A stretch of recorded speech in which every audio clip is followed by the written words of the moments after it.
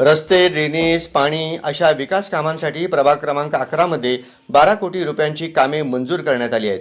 यातील 9 कोटी रुपयांची कामे सध्या सुरू आहेत.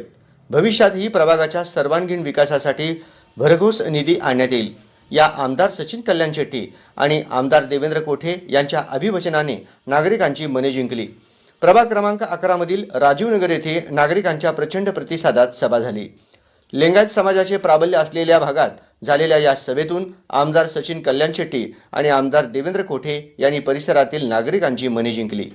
या प्रसंगी व्यासपीठावर आमदार सचिन कल्याण शेट्टी, आमदार देवेंद्र कोठे, गुरुशांत दुत्तरगावकर उपस्थित होते.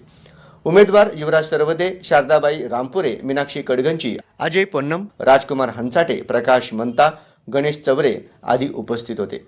आमदार सचिन कल्याण शेट्टी यांनी या प्रसंगी कन्नड भाषेत नागरिकांशी संवाद साधला. आमदार कोठे यांनी प्रभाग क्रमांक 11 सह शहर मध्य मतदारसंघात मोठा विकास केला आहे. सोलापूर शहरात विमानसेवा, IT पार्क, समांतर जलवाहिनी, समतोल पाणी पुरवठ्यासाठी 892 कोटी रुपयांच्या योजनेतला मंजुरी अशी अनेक विकास कामे झाली आहेत. भविष्यातही अनेक विकास कामे होणार आहेत. त्यामुळे प्रभाग क्रमांक 11 सह सोलापूरकरांनी भाजपाच्या सर्व उमेदवारांना निवडून द्यावे असे आवाहन आमदार सचिन कल्याण शेट्टी यांनी याप्रसंगी केले.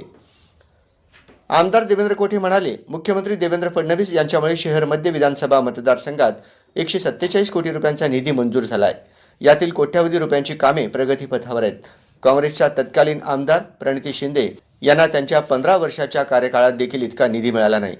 खासदार प्रणिती शिंदे यांनी प्रभाग क्रमांक 11 मध्ये 90 लाख रुपयांचा तरी निधी दिला आहे का, असा प्रश्न आमदार देवेंद्र कोठे यांनी उपस्थित केला. आपण संघटित झालो तर अंगणातील तुळस आणि देवळावरील कळस सुरक्षित राहणार आहे. एमआयएम सारख्या पक्षाला डोक्यावर बसवून घेणे आपल्याला परवडणारे नाही. त्यामुळे मतदारांनी भाजपच्या 4ही उमेदवारांना प्रचंड मोठ्या मताधिक्याने निवडून द्यावे असे आवाहनही आमदार देवेंद्र कोठे यांनी याप्रसंगी केले.